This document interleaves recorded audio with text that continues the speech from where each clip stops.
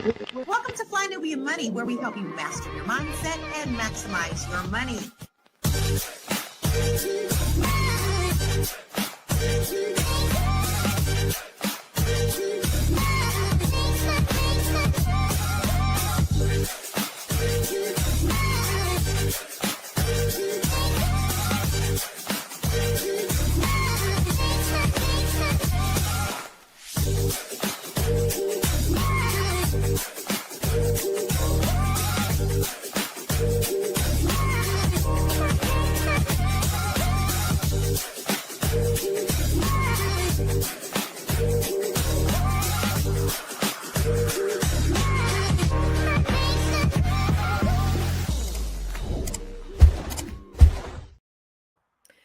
Hey, happy hump day, ladies. This is the Fly Nubian Money, where we help you to master your mindset and maximize your what?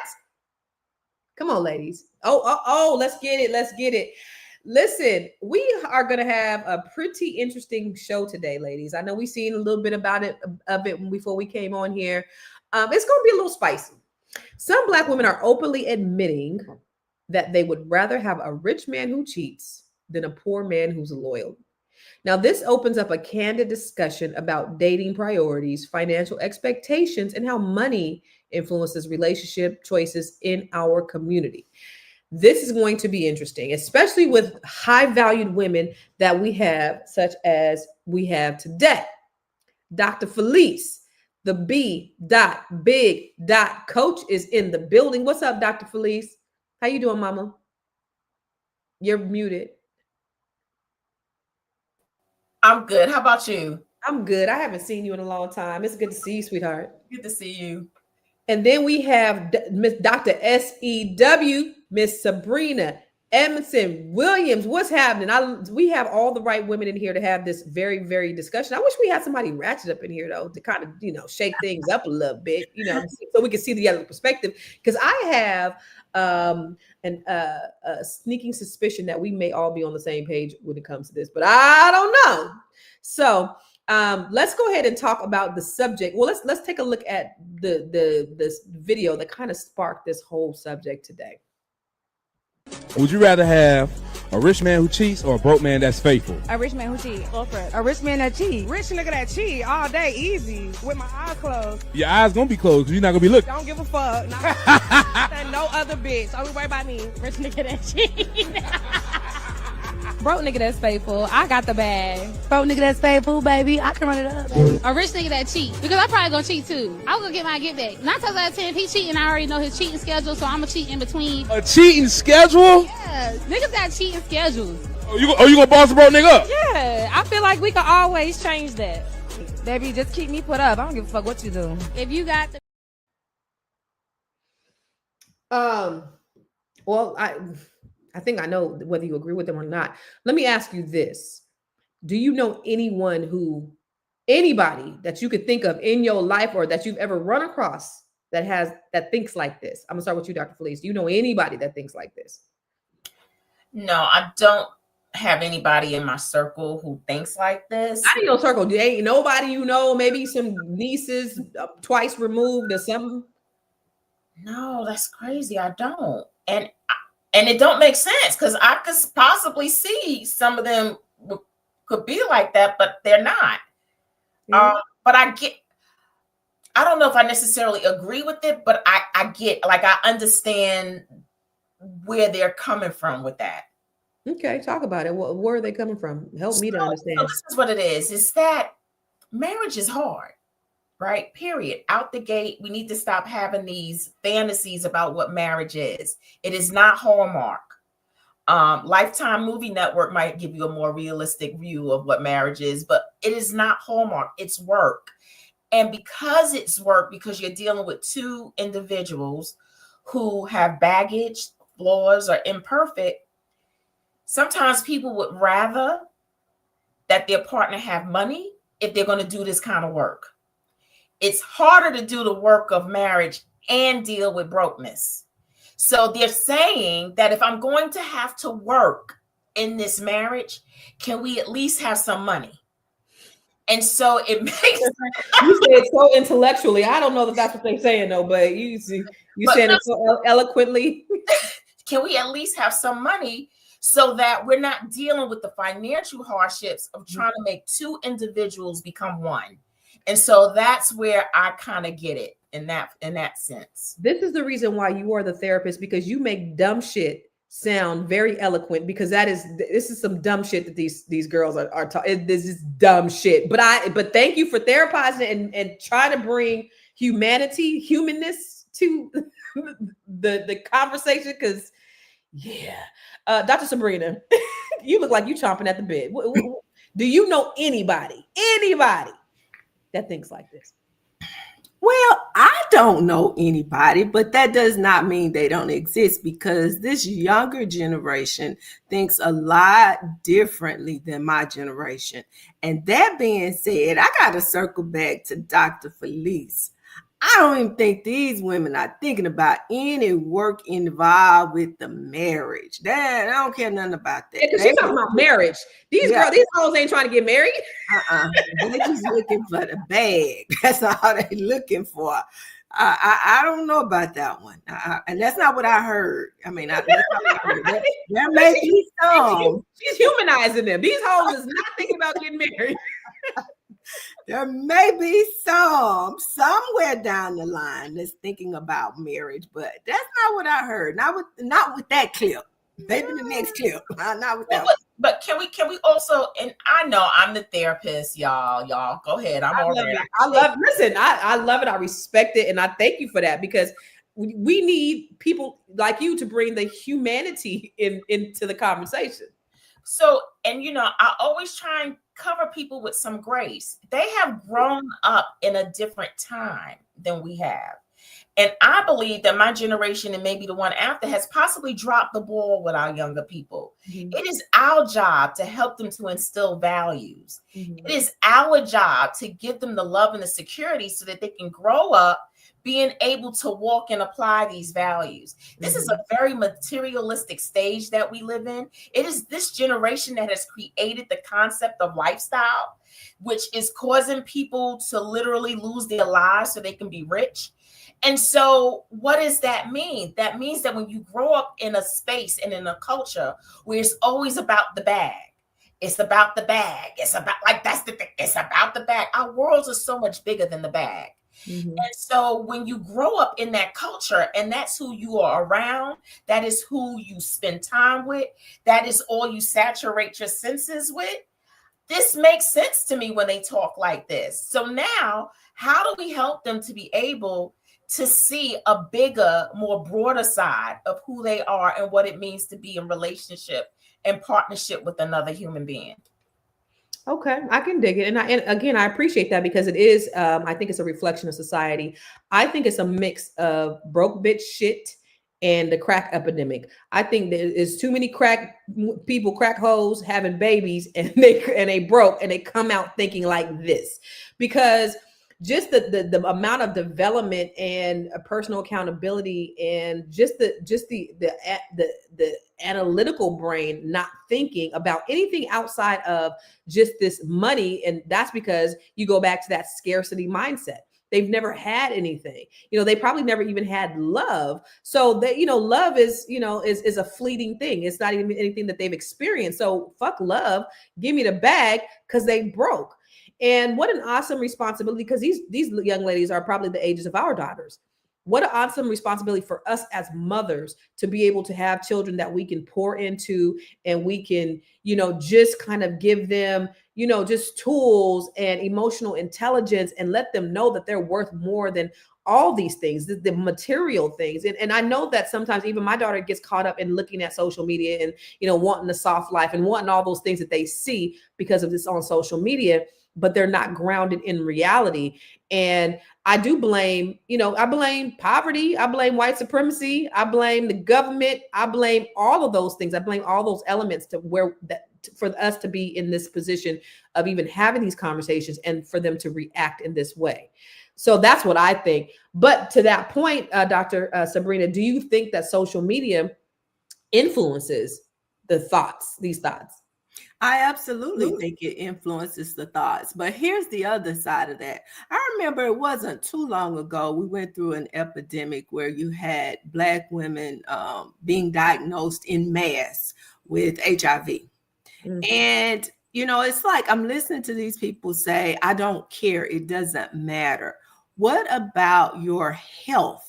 You put yourself at risk every time, because while that guy is out there doing whatever, he's bringing all that and those people and everything that they got going on inside their bodies back to you. Right. And maybe that's part of the conversation that, we talk about us older women having a responsibility, mothers having a responsibility. Maybe that's the part of the conversation we need to tell them. Okay, maybe you want to get the bag, but is it worth sacrificing your health? Is it worth sacrificing even your very life to get it? Yeah. How much are you willing to sacrifice to get it? That part. And, I asked you guys the question, do you guys know people who act like this? I actually do. And it is very, very sad when you're ingrained and this is inbred in you. And Tiara said in the back, this is not just young girls, the way young girls think it is. They got it from their mamas. It's all the things, it's all the societal things that I think have been inflicted upon Black people in a certain socioeconomic situation, that are in these situations where there is the scarcity and the poverty, and they're inbred with this mindset that all they need is this money, and that's going to change their whole lives. And it does not. One thing that they're going to learn, that money is not going to make you happy. It's not going to, you can't buy love from money. At the end of the day, you can have all the money but be empty inside, and that's what they don't understand that. But because they've never had it, they don't understand it. But we're going to talk more about it when we come back from the break. It's a good show right here, but I'm biased. If you are just tuning in, you are watching Fly Nubian Money, where we help you master your mindset and maximize your money. My name is Edmon-Williams. I'm also known as Miss Black Hollywood, and I'm the proud producer of this show because it is lit. If you want to receive notifications for when we go live Monday through Friday, 1 to 2 p.m. Eastern Standard Time. All you have to do is text the word Queens to 87948. That's Queens to 87948. That's QUEENS to 87948. Also, if you want to grow your money and not blow your money, all you have to do is go to flynubianmoney.com. There's all kinds of resources, there's courses, there's free giveaways. There's just no reason to be broke in 2025. All you have to do is go to flynubianmoney.com. Obviously, you don't want to be entertained here. You want to know enough to grow. Wait, I need to put that on a shirt. You got to know to grow. Got to know to grow. So know and grow with flynubianmoney.com. So this is Fly Nubian Money. Hey you. Hey girl, hey. Hopefully it works. I don't know why sometimes I have static when I try to get on shows, but hopefully I'm good. Miss Black Hollywood is in the building. So today we are talking about Black women confessing that they prefer rich men who cheat over a loyal, poor man. And so the question that I did ask to the ladies before you got on here, Tiara, was, do you know anybody like this? And what are your thoughts? Yes, like in my close circle though, like I don't know y'all. When I went to college, there were women who literally were coached by their mothers to find, because I went to Xavier University of Louisiana. And we are number one for sending Black students to med school, right? Mm-hmm. Like number one for making Black doctors. So a lot of my friends are like pharmacists and all these things. But when some of the girls in the dorm, I remember them saying that they were looking for a husband. They were looking for a husband because that means that they were going to be doctors and like looking for a potential future rich man, right? So already thinking that way. But to be honest, I know a lot of women who would prefer, especially where I live, would prefer a rich man over anything else. The hard part is, I know women who have done some strange things to work their way to the middle or to get in a movie or to get an opportunity. I mean, I think I live in a different world, but I just think it's, people, I think women, and I'm not talking about, I know you, not any of you ladies, but I think women, men use money as leverage, and women, there are lots of women out here that'll take it and sound like, they won't say it like the women in the video, but they'll say it a different way. They'll make it sound pretty, maybe like Dr. Felice, but like they have the same mindset. You know what? I think, you know what? You're right. Because I think it may be delivery. Because I've talked to like my friends who went to PWIs. Their moms send them to school for the same reasons. You know, get you a man, tag onto a man that's going to be successful so that you could be a homemaker, you could be a wife. I don't think these hoes are trying to be homemakers or wives. They just want bags. However, it's no different. I do believe it's no different than other cultures sending their children to school to get a husband. And yeah, F love, this is what it is, which is still really sad because ultimately, like, I think everybody, well, I don't know, maybe they don't, but I think love is the ultimate goal. What do you think, Dr. Felice? So basically, the number one thing that women need in relationships, period, is security.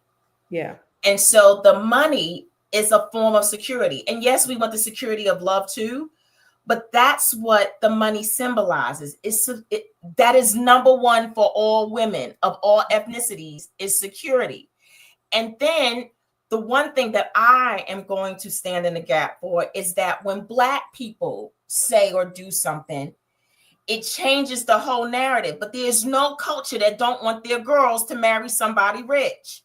If you look at the Asian population in the Indian sector, most of those girls allow their parents to arrange their marriages. You think their parents are arranging marriages with somebody that don't have a financial future? Not at all. And they know that you're going to grow in love. That love is something that you can grow in.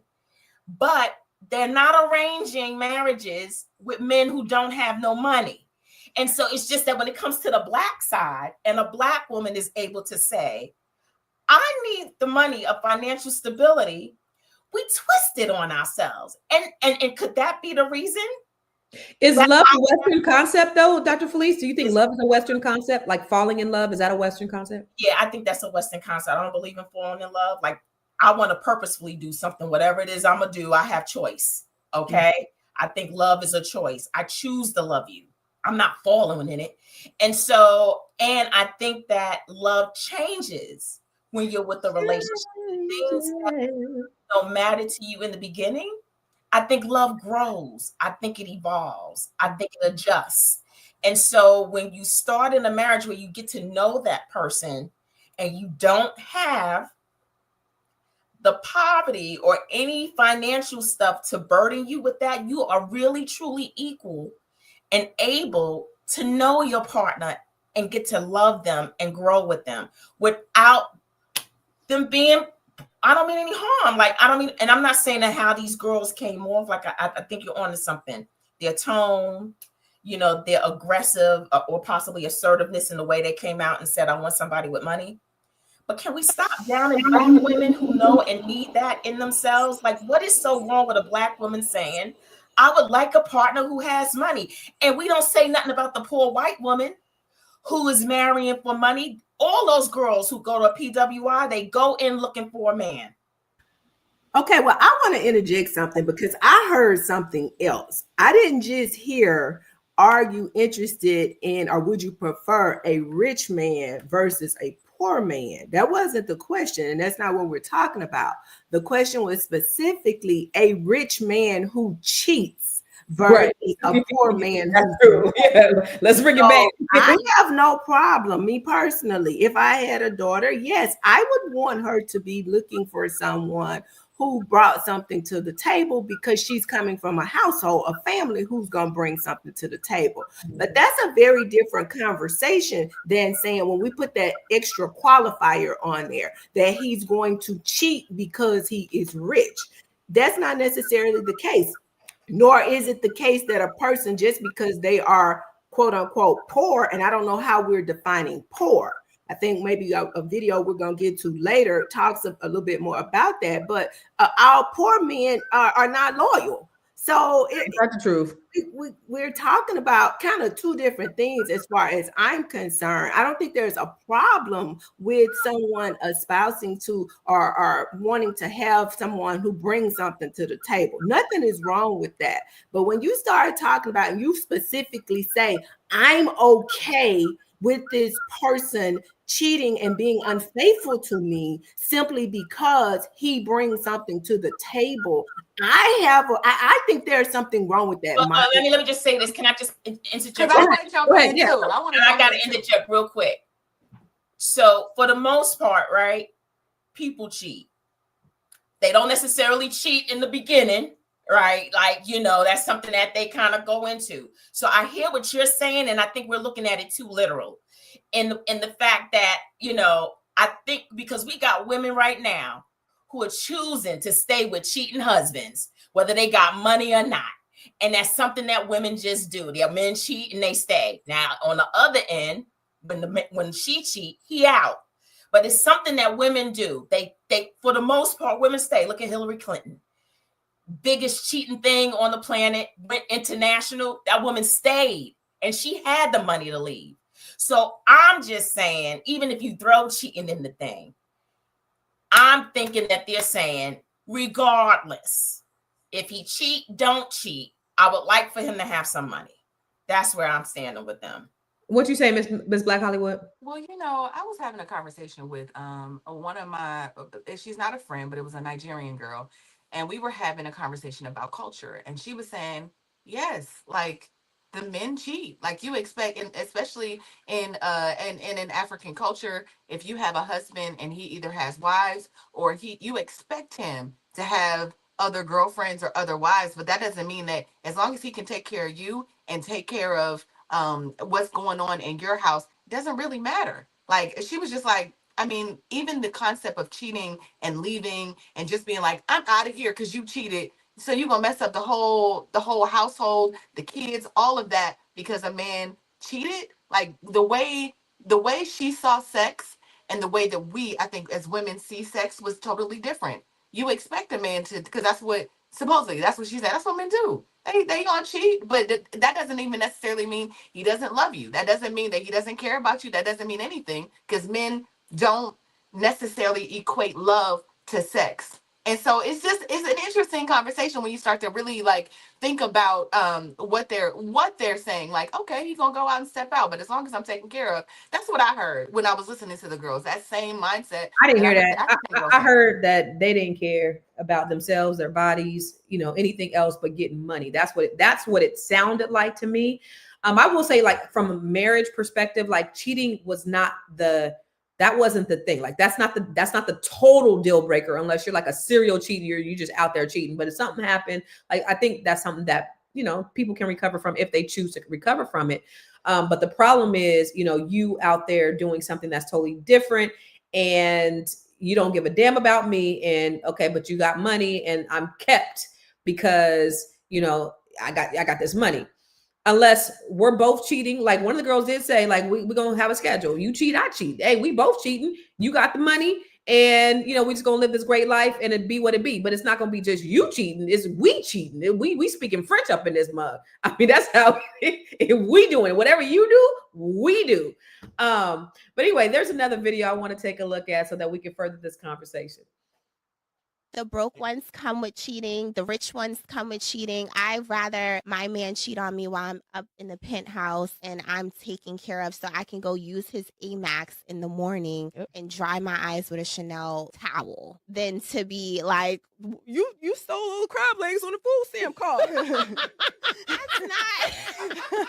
The last transaction was $4.99. It was you. Like, I don't want to go through that. But I feel like me as a woman, I hustle for me not to go through stuff like that anyway. You know what I'm saying? Because I know what I can provide. Just like I want vacations and nice things, I know that I can spend a bag. Any guy that I've ever dated can tell you that I do what I gotta do. You know what I'm saying? I spend money on my men because I'm a little trick when I like a man. I want you to have nice things too, Zaddy. Like I want you to feel special. You know what I'm saying? I'm gonna get a masseuse. I'm gonna get a private chef. I'm gonna book us first class tickets away.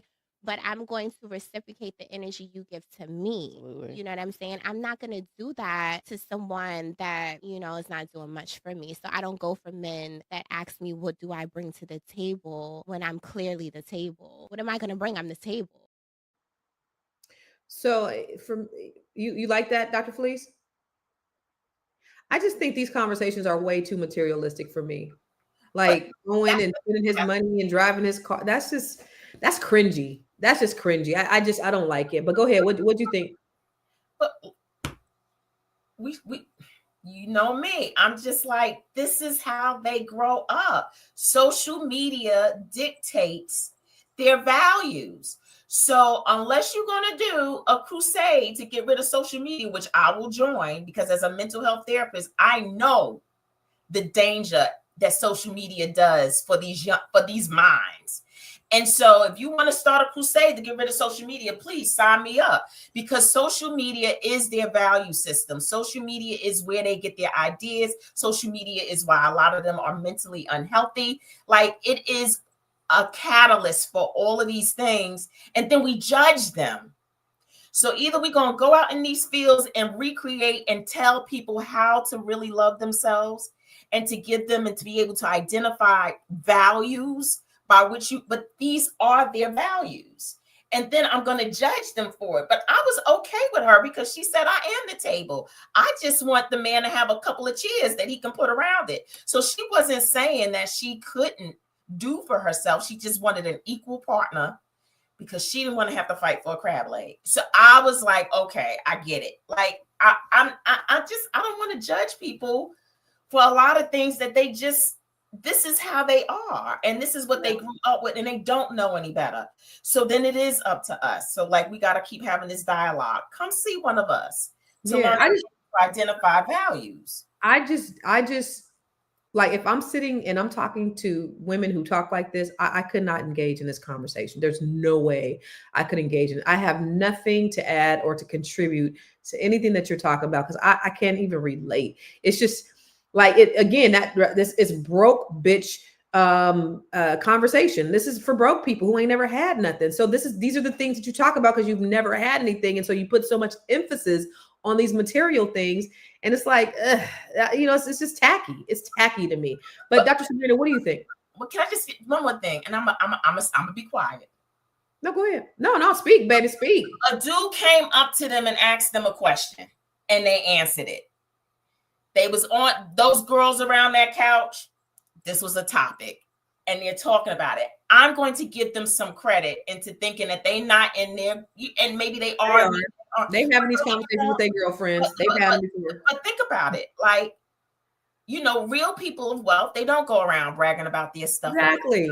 Right. They don't. And so we got to teach them how to be wealthy. Right. So don't go and talk about it. All right. Yes. So to your point, so I'm in an area where there's a lot of Black wealthy people, and a lot of people here are very elitist. They're very,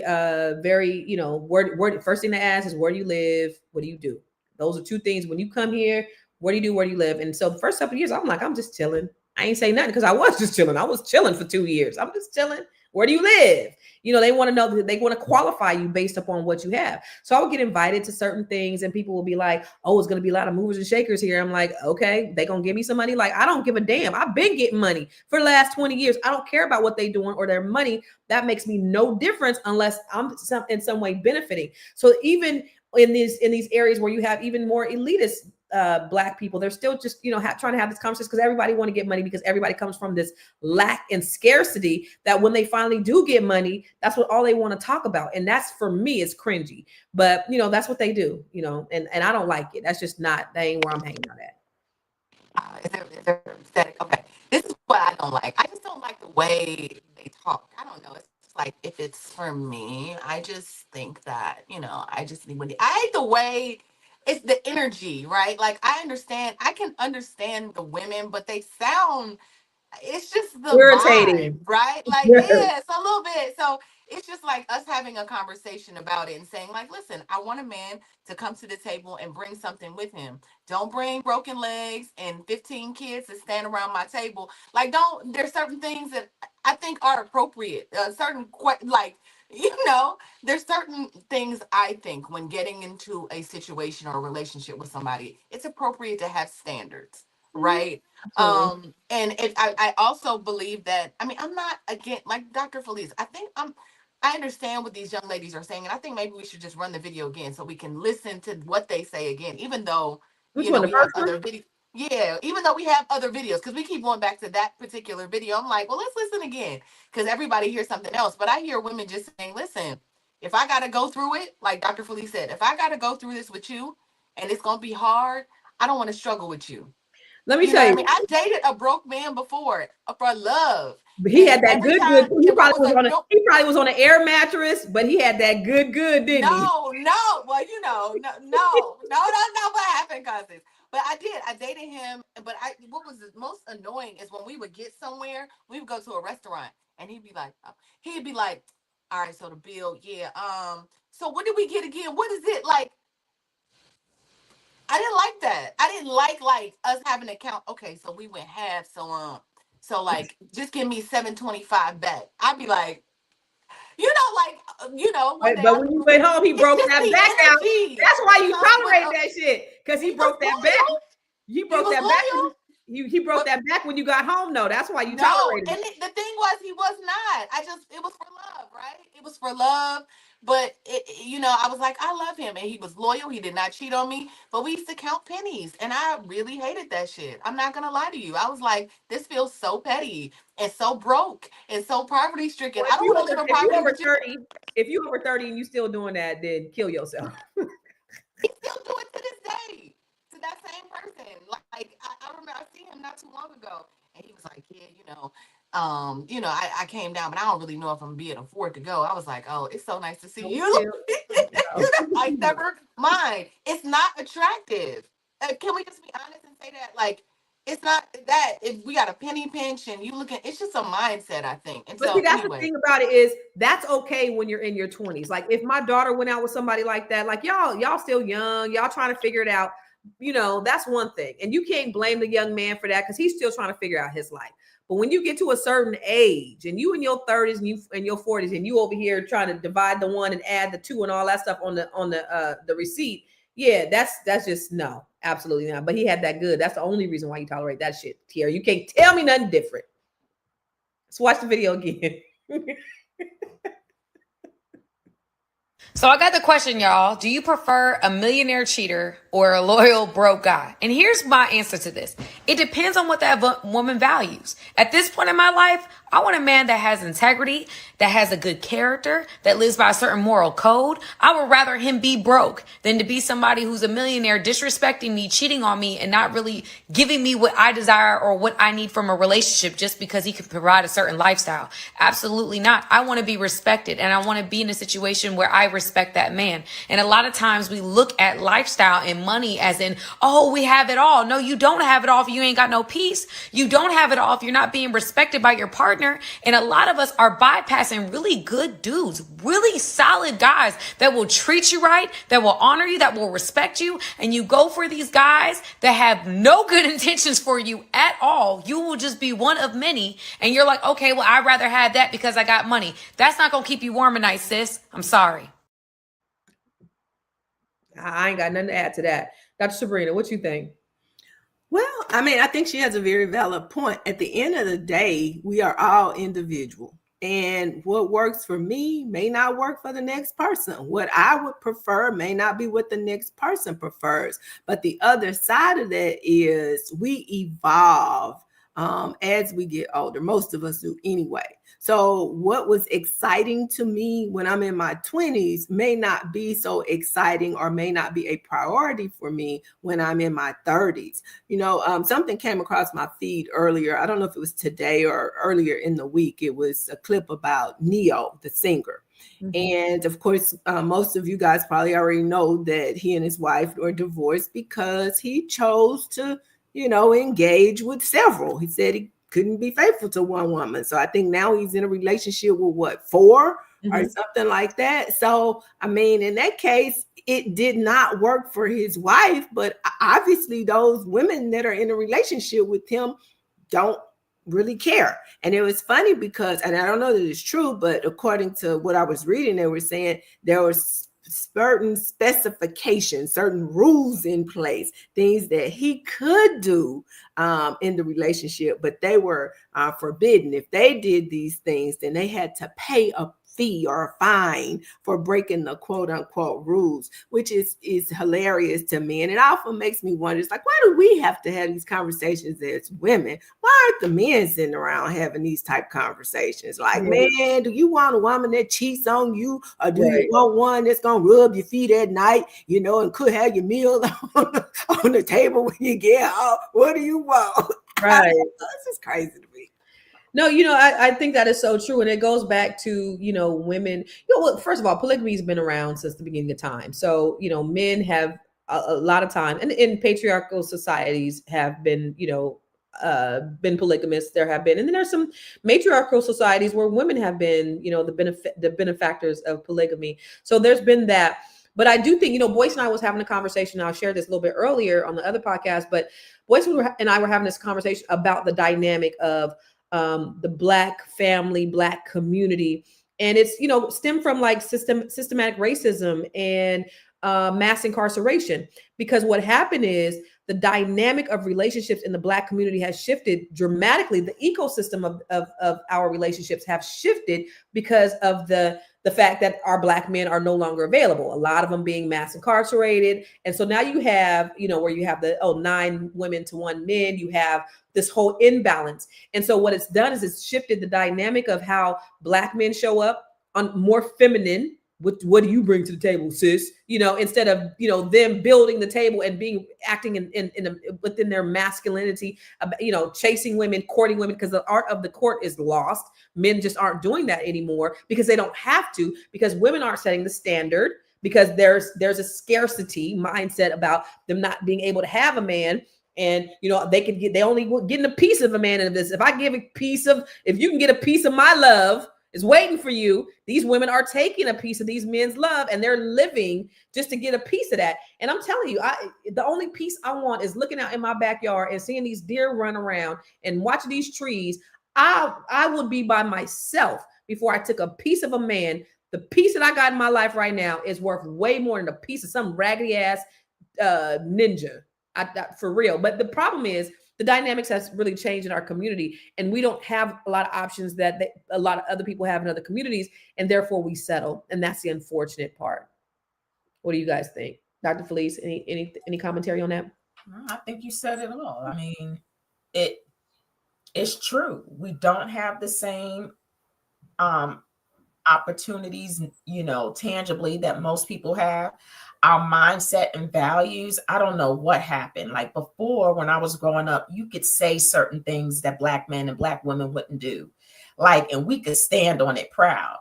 Man, I don't know how long that's been since we could say that. We can't say that anymore. What has happened to our community? We have drunk the Kool-Aid and then created our own punch and wine with it. It's like we have got to come back sometimes to original foundational principles. I had a philosophy teacher who said, you will always tell a nation by the standards of their women. When a woman's standard goes down, your country has the threat of being annihilated. And so women hold the standard. And if we don't have a standard, our men will not. They will rise to the standard that you give them. If we all stood in sisterhood and told these boys, these men, you got to go back home. And I'm talking about your mothers telling their sons, you got to go back home, sir. You can't come here. You can't lay your head here. You got to go back. They would either have to be homosexual or have to get it right. And we have the power as women to unite and say, look, we got a standard that we got to all rise up to, especially if we want to save the family. Family is cornerstone to thriving societies. And we are bottom on the list in how we are contributing to that. And so we got to get back. So but see, that's the standard. So those women in that first video, they are the result of that entire conversation. There's no standard. There's no boundaries. They don't want more for themselves. They just want the bag. They don't give a damn. They'll take a piece. But guess what?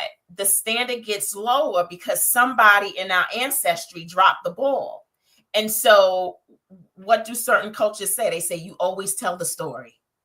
You always share the story. You don't let it go. When you birth the child, as soon as they come out your womb, you share the story. When you get in your village, you share the story. You pass the baton. And somewhere along the line, we have dropped the baton. It is not their fault that they don't know. It had to be passed down. So I own it. I take responsibility for the fact that these young girls don't have the values that they know to have. And you can't take responsibility. You take responsibility for who you have direct access to, for who you have direct responsibility over. And I'm sure your daughter is a beautiful, wonderful human being.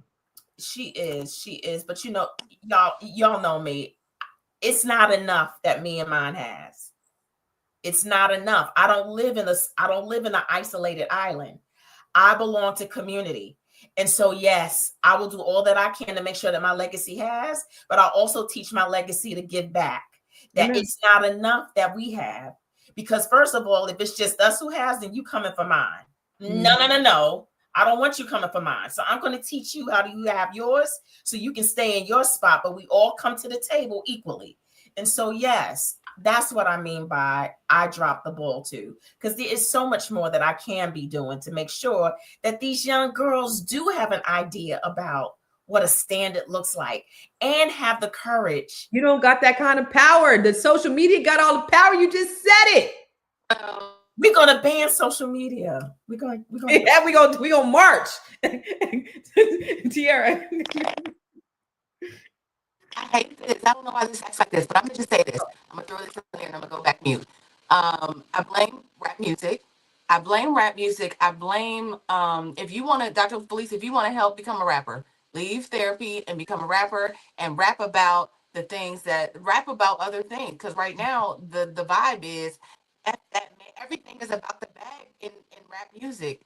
The women it's about having sex, about having a certain aesthetic. It's about looking a certain way. It's about being a bad bitch. It's about having the bag. That is the most important thing in rap music, especially coming from use that nigga and pimp him and do this. And all of these messages are permeating the minds of our girls, even us as women. The things like sometimes if I'm standing somewhere and Sexy Red come on and I'd be like, what I used to be like, I hate this. I'd be like, boy, they're super fed. Right? Like before I know it, I'm the mantra, all of that is meditation, right? You listen to something, and music is the only thing that can permeate your spirit without you even knowing, right? So all the messages that we receive, I think we're receiving from the music. So if I could go back, I feel like the reflection of our community heavily relies on where our music is. Agreed. Dr. Sabrina, what you think? I agree. I could not agree more. But here's the problem that I find, you guys. For those of us that are out here with positive messaging, who's listening? Who is actually really listening? It is sad to me that we have come to a time in our lifetime, in our community, where we would rather be entertained than educated. If you put out an educational video on how to do something, you may get 2 views. You put out something that's ratchet. It goes viral instantly. Yeah. So even in trying to set the standard, even in trying to be the standard, even in trying to direct and guide and, correct the right size, this ship that has capsized, it's very difficult because, to your point, social media is so powerful. And that is, what has just captivated a whole generation of our people. Mm-hmm. Dr. Sabrina, you're right. You're right. But I don't believe that we are the ones who have control over that. That was pushed. That was the agenda pushed by white supremacy. That was part of the indoctrination of our young people. You remember back in the 80s and the 90s, we had positive rap music, and then we had NWA. When that happened, they started pushing that. There's a rumor that there was a secret meeting to say, how do we incarcerate more Black people? We start doing, we start putting this stuff in the music, and then all of a sudden death count went up for our black men. All of a sudden incarceration rates went up for our men. So while positive music was still coming out at the same rate, it wasn't being promoted at the same rate. They're only putting the negativity in our communities. The powers that be are white Jewish men. And they would never, ever push the same music out in their communities, in any other communities, the way that they do ours. They have music about rape, about pillaging, about murder each other. They would never do that. They would never do that, but they forced it upon our people, and we've eaten it, and we've taken it hook, line, and sinker. And of course, who was that? Tank. He said, our violence isn't the threat. Our love is. He said with the music industry, they would rather put $50 million into gangster rap than into love music. The problem is Black people loving each other is the threat to white supremacy. Unification and unity is the threat to white supremacy. Let's talk more about that when we come back from the commercial. Are you a Black business owner looking to expand your reach? Well, has Fly Nubian Money got good news for you? We are building a Black business directory to connect you with customers who need your services. And here is the best part. It is absolutely free. Email us at info@realvirtual.net. Send us your business name. Tell us a little bit about what you do, what services you offer, your website address, and your contact information. That's it. Together, we are going to build and circulate the Black dollar. Get listed today and start connecting with people who are probably already looking for you. All right. Listen, if you are just tuning in to Fly Nubian Money, today we are talking about Black women who are confessing that they prefer a rich man who cheats over a loyal poor man. Now, I pray that my sons never be the poor guy. And I also pray that they never be the man who cheats. Like, what are we teaching our sons? What are we teaching our daughters? Where does the values really lie in our communities? What are we really teaching these young people? Let's roll that first video one more time so that they can understand what it is that we talk about. Would you rather have a rich man who cheats or a broke man that's faithful? A rich man who cheat. Go for it. A rich man that cheat. Rich nigga that cheat all day, easy, with my eyes closed. Your eyes gonna be closed because you're not gonna be looking. Don't give a fuck. No other bitch. Only worry about me. Rich nigga that cheat. Broke nigga that's faithful. I got the bag. Broke nigga that's faithful, baby. I can run it up, baby. A rich nigga that cheat, because I'm probably gonna cheat too. I'm gonna get my get back. 9 times out of 10, if he cheating, I already know his cheating schedule, so I'm gonna cheat in between. A cheating schedule? Yes, niggas got cheating schedules. Oh, you gonna boss a broke nigga up? Yeah, I feel like we can always change that. Baby, just keep me put up. I don't give a fuck what you do. If you got So is this a problematic conversation? Is what everybody wants to know. Some people say it is, and some people say it isn't. Some people, applaud these young ladies for being honest. My question to you, us being elders, we're almost elders now. What do we say to these young women who have this? What's the message that you would send them, Dr. Sabrina? I don't think it has to be either or. A broke person or a rich person, a broke person who does this or a rich person that does this, because we've clearly made the argument that, even if they're broke, they could cheat, even if they're rich, they could cheat. So I don't think it has to be either or, but I do think that character, there's a conversation around character that does need to happen, because at the end of the day, a person may be rich, and that's the problem. That's the problem. The concept of quote unquote rich and what riches are versus the concept and the construct of wealth and what wealth is. Okay, you can be rich today and broke tomorrow, We have too many examples, even among celebrities, of people that had riches, that were rich for a moment and then found themselves with nothing within a short period of time because they never really learned how to manage and how to handle money. So I think our conversation is off here. It shouldn't even be about, whether you want this quote unquote rich person, but what is that person really doing to establish wealth? And not just wealth for me today, and I'm taken care of, and I don't care what somebody else is doing, but are they establishing generational wealth for, generations to come? Are we on that tip?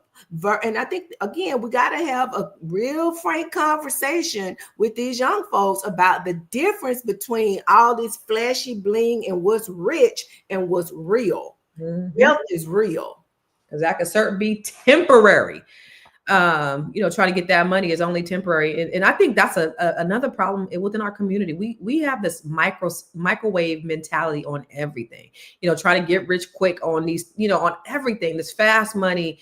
And we never think, overall, I don't want to paint us with a broad brush, but just the wealth aspect that you talked about, Dr. Sabrina, that far surpasses, any get in the bag right now. Is let's look at the long term. When you 70 years old, how's that going to show up in your life? And what's the real value in that? And they're not even thinking past next week or next month or next year. And that's the scary part with these young people. But let's take a look at this last video and discuss that.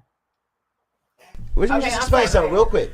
Okay, you know how you said, well, we'll just be both sharing? Men ain't as picky. So it's a lot more options out here for men. You get what I'm saying? So that's what I'm saying. A man don't really have to share because it's a lot more options. But when it comes down to it, if you ladies are really looking for that type of man, I'm just speaking facts. It's only 15% of men that are making over $100,000. And that's still, to a lot of ladies, because I ask them all the time, not even a lot. But it's only 15% of men that are in that bracket.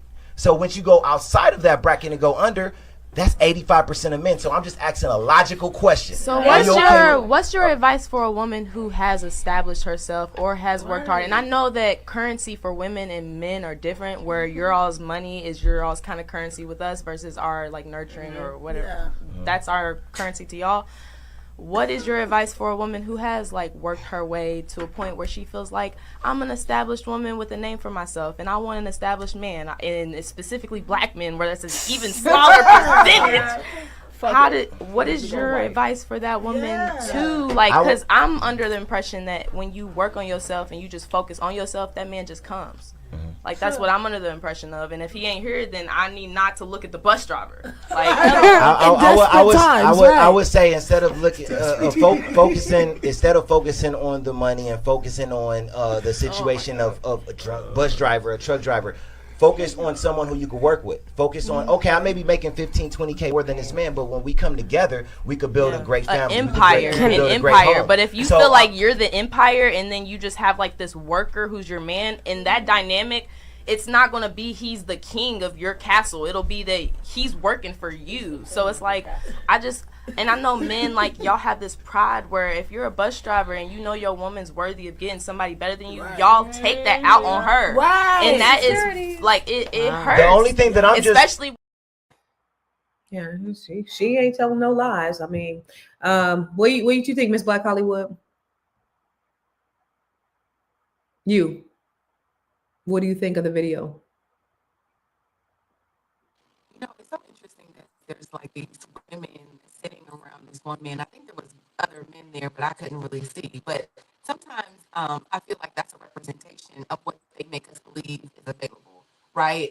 I don't know, just even the idea of that, like all of those women to one man, and everybody is like, I hope he picks me, kind of thing, right? It's so interesting to me, but that's the way they make us feel. Like there's not enough men to go around. I'm seeing a lot of women, and this is actually a topic for another show, and I didn't want to drag this into, but I saw that Summer Walker was on the red carpet with an older white man, and it piqued my interest, and I start looking around at Black women. Now it's a trend that Black women are now saying like, okay, I done tried Jerome. And I saw her the other night at Chris Brown's concert, but basically she was like saying what her type was in this little video and was like, that's just not working. right? Like dreadlocks, 6 feet, whatever it is, street dude. I like him though. She was like, I like him though. You know, it's like, girl, but he gonna cheat on you.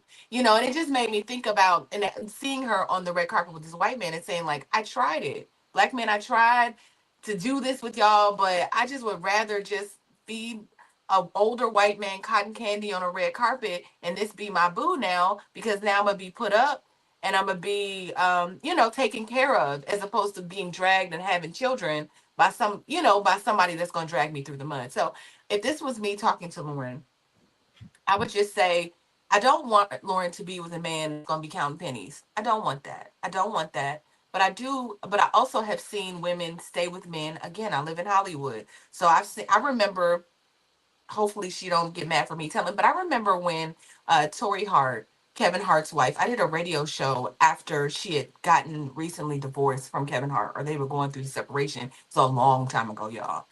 And this woman was so distraught. I didn't know her at all, but she was like, yeah, because Kevin used to leave and it was this and that. And then this would happen. And then I used to just go in the bathroom and drink. And then the kids would be outside the door. Like, I was like, again, didn't know her. But she had decided to stay with somebody for a long time, and Kevin would go out and do whatever Kevin was doing. But and not to put their big, but I just remember she said this on the internet, so I'm only saying. But I remember meeting her after that and how distraught she was. It made me feel like that's not worth it. That's not worth it either. So I think that the answer is just to get somebody that loves you, that's gonna cherish you and take care of you, and that's what I would want for my daughter. Get a man that's going to cherish you. Just make sure you ain't gotta count pennies. I don't know. We gonna make sure Lauren got some money, so she ain't never got to be with somebody that makes her have to count pennies. So that's my thought. Felice, what you think?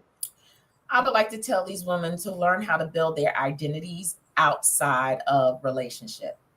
Who are you? Who are you becoming? And know that you are so much more and so much bigger than just you being in a partnership or a relationship or companionship with someone.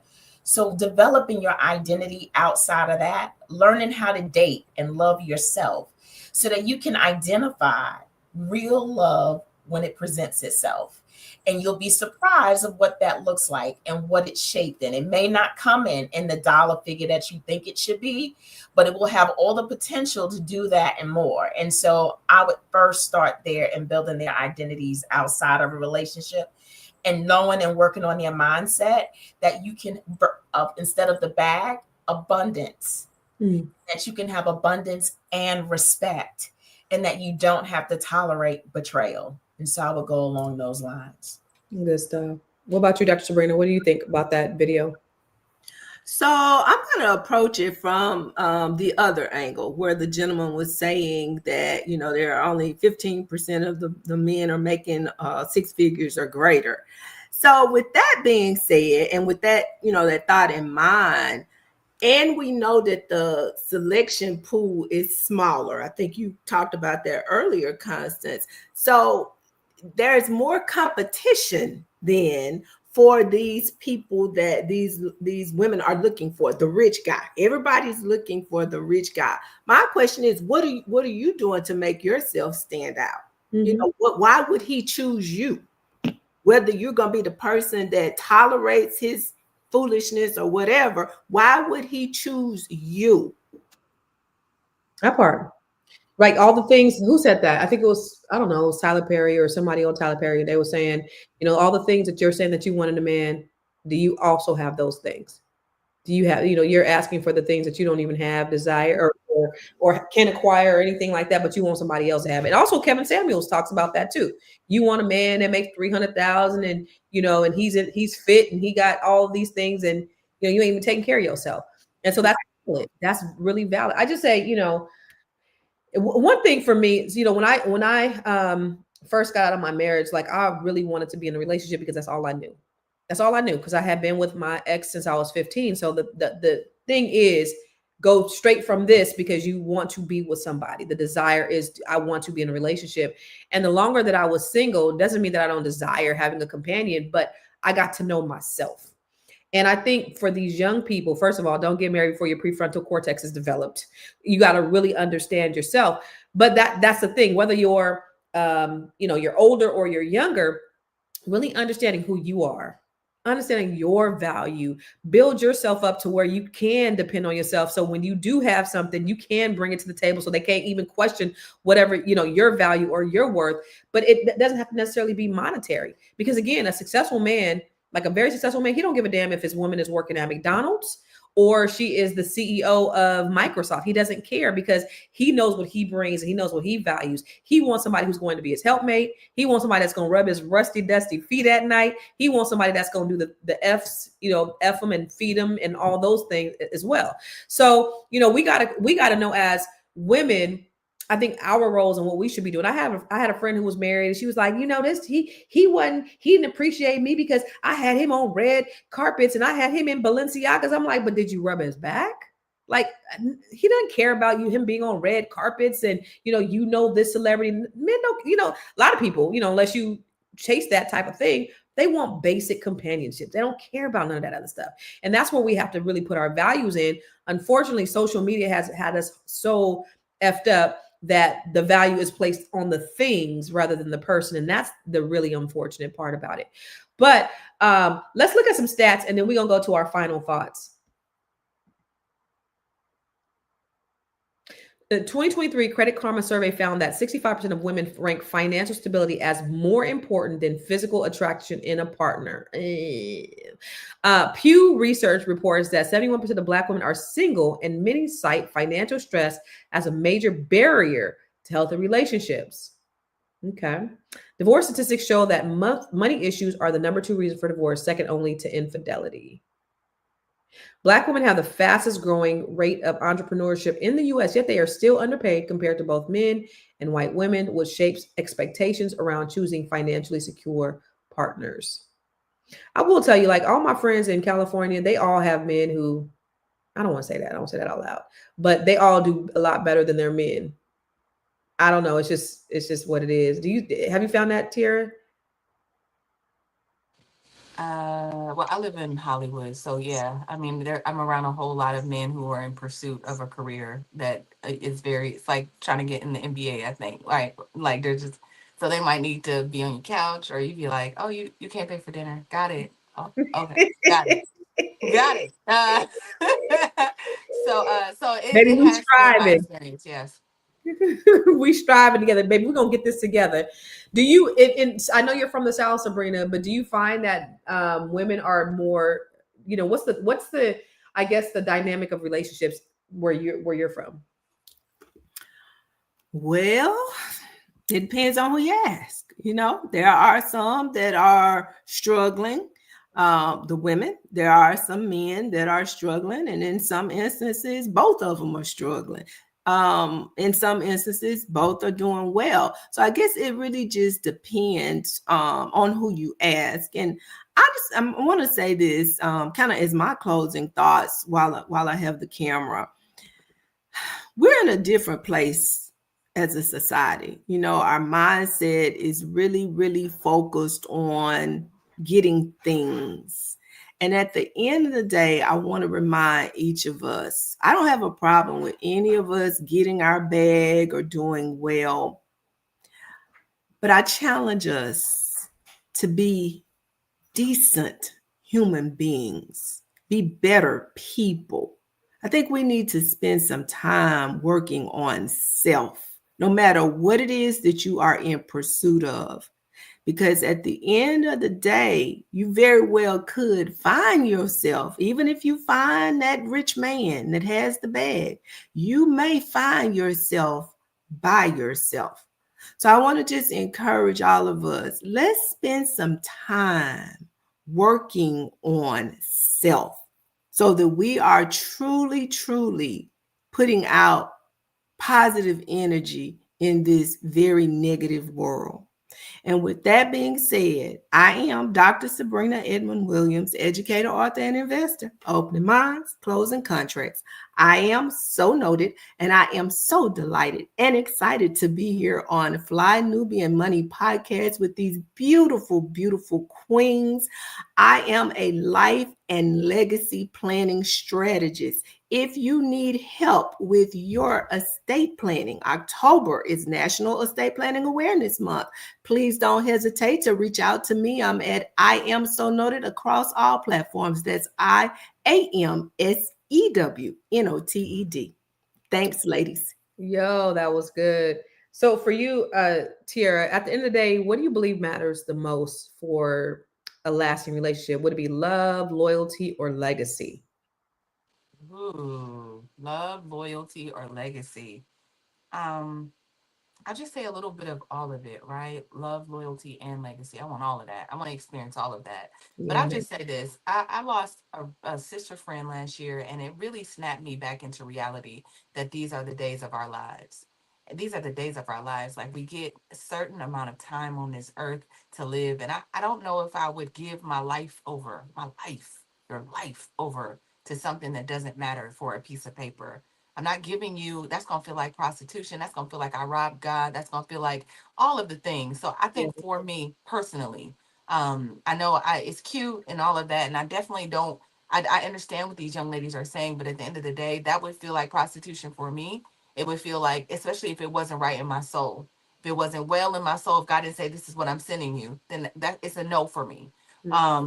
Because again, like I said, these are the days of our lives and we want to spend them making sure that we are honoring what we're supposed to be doing, our purpose, our calling. Like you said, I think we're put here for love. Love is part of our legacies. It's part of our journeys. And so just making sure you're focused on that rather than money, because money is a piece of paper that was printed in DC, right? It doesn't really mean it's given value. It's not, but we are around here. We are the value. It's us. So that's why I wouldn't do it. That's why I wouldn't do it. That's what I would tell my daughter. Where can we find you? I am actually going to just go ahead and represent for Karma J today. You can find me across all platforms at Karma J Music. That's KHARMA JAI Music. I would rather you start to follow those pages and fill it up because I'm making my transition. Hollywood's about to be Karma J. Okay, Karma J, let's get it. Karma J has an album that has absolutely no skips. And if you don't got it, you need to go get it. Put the website up on the thing. It's KarmaJ.com, y'all.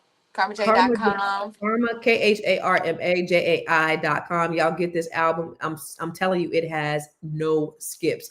I was invested from beginning to mother end. If you heard me, like, it is such a dope album. It's so dope. So you will not. Yeah, you will not be disappointed at all. I'm so happy and I'm so proud of you for doing that, girl. I appreciate it. I want to also just give a little shout out because yesterday, Anonymous, I saw you in the comments when you said fantasy was your favorite song. Listen, Anonymous is going to keep it real at all times. So if Anonymous is listening to my album. Okay, if Anonymous is listening, it must be about for real. It must be a real thing because he's going to keep it real every time. So I appreciate it, brother. I agree. Anonymous said, love is more of an action for men because we build everything. And I just can't imagine life without love. Like, imagine, I grew up, my parents, we had a rough childhood, but my parents loved me. And, my children loved me. I couldn't imagine having a partner that just didn't love me. And I think at the end of the day, this conversation isn't really about choosing between a rich cheater and a loyal man with no money. It's about what we really value in ourselves, in our relationships, because wealth without respect is empty. It could feel limiting, if you don't have a vision. It's it's so short-sighted. It's the now, it's the microwave, but it's not something that's lasting and sustaining. And what I really want, I think for Black women, the goal should be, and this is Black men too, it should be building really strong partnerships where you have the love, where you have the respect, where you have the loyalty and the legacy, and they all go hand in hand so that we can build great communities together. Because when Black men and women come together, oh my God, the force of us together, why do you think they are working overtime to destroy what it is that we have? And all of these things, all the social media, all of this propaganda is really there to tear down and destroy. But I'm going to tell you, J. Edgar Hoover said that the biggest threat to America was Negro unity. And if we can unite as men and women, as family, as sisters, as brothers, and just come together, we are a powerful force. And that's what they are afraid of. And so we have to work overtime to make sure that we make that happen. All right. So let me just tell you, Today's discussion shows just how complicated love, loyalty, and money can be. For some, money is a deal breaker. Where can we find you? You didn't say. Oh, you know what? You can find me everywhere. And I am Constance Carter. And yo, listen, I have the B1 Real Estate Mastery Training coming up next week. The new cohort on the 23rd of September is getting ready to start.